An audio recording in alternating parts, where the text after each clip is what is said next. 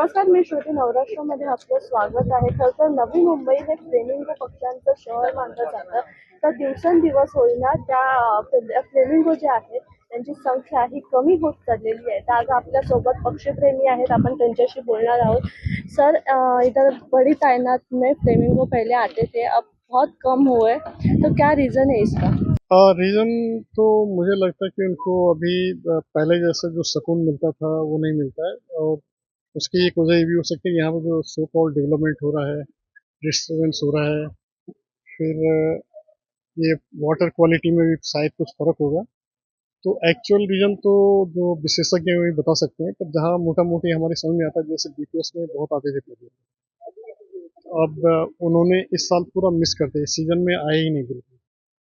तो जहाँ तक मैं देख सकता हूँ कि एक रीज़न तो ये हो सकता है कि उसमें जो वाटर एक्सचेंज होता है, ये जो पॉन्ड जो है tidal water flow in flow out करता है, तो क्वालिटी की वाटर क्वालिटी मेंटेन रहती है उससे एक्सेप्टेबल लेवल तक।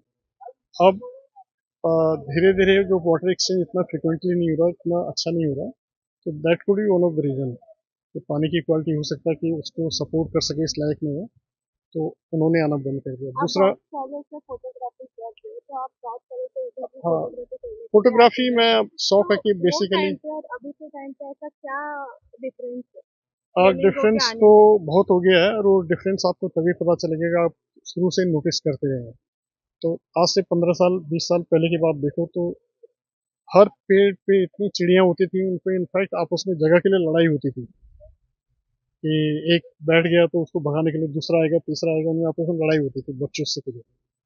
आज के तारीख में, ये मैं करीब शुरू से 20 साल बाद की बात कर रहा हूँ, आप चले जाइए, आप सैकड़ों पेड़ देखेंगे, और शायद ही 100 में से 1 या 2 पेड़ में आपको 1-2 कौवे, मतलब कौवे और कबूतर वगैरह मिल जाते हैं, और थोड़ा बुलबुल, और बाकी जो माइग्रेटरी मतलब लॉन्ग डिस्टेंस आने वाली या short distance with in state also, हाँ, वो आपको बहुत कम दिखेंगे, बहुत कम। बस यही चीज दिखा है।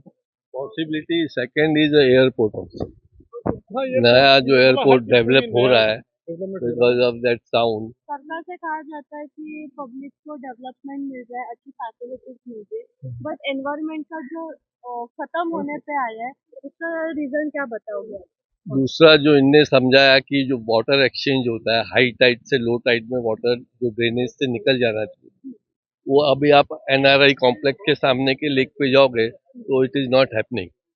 वो क्यों नहीं हैपनिंग हो रहा है, दे आर ट्राइंग, पर वो नहीं हो रहा है। वो ड्रेनेज लो हाई टाइड में पानी अंदर आना चाहिए और लो टाइड में निकल जाना चाहिए, तो वो वाटर फ्रिक्वेंटली चेंज जो होना चाहिए वो नहीं हो रहा है।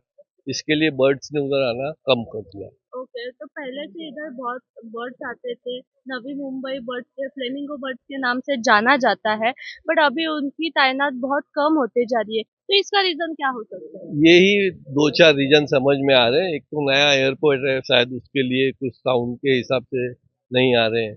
सेकेंडली दिस वाटर जो फ्रिक्वेंटली एक्सचेंज होना चाहिए वो हाई टाइड में जाके लो टाइड में निकल जाना चाहिए, वो नहीं हो रहा है।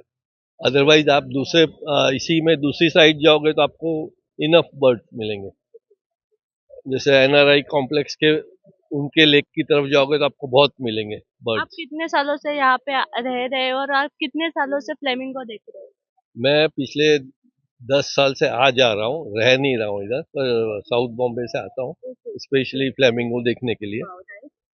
पर जो चेंजेस मैंने नोटिस किए हैं वो यही चेंजेस है कि फ्रिक्वेंटली जो क्लीन करना चाहिए इनको सिस्टम को, वो सिस्टम क्लीन नहीं कर रहे मतलब हैं। जो माइग्रेशन बर्ड है उनके लिए जो हाँ, सेफ्टी रखनी चाहिए वो गवर्नमेंट अभी तक रख नहीं पा रही है पा ऐसा। रही है। और वो जो अगर ये लेक क्लीनिंग और ये सब प्रॉपरली करेंगे तो आई थिंक और दूसरा प्रॉब्लम नहीं है।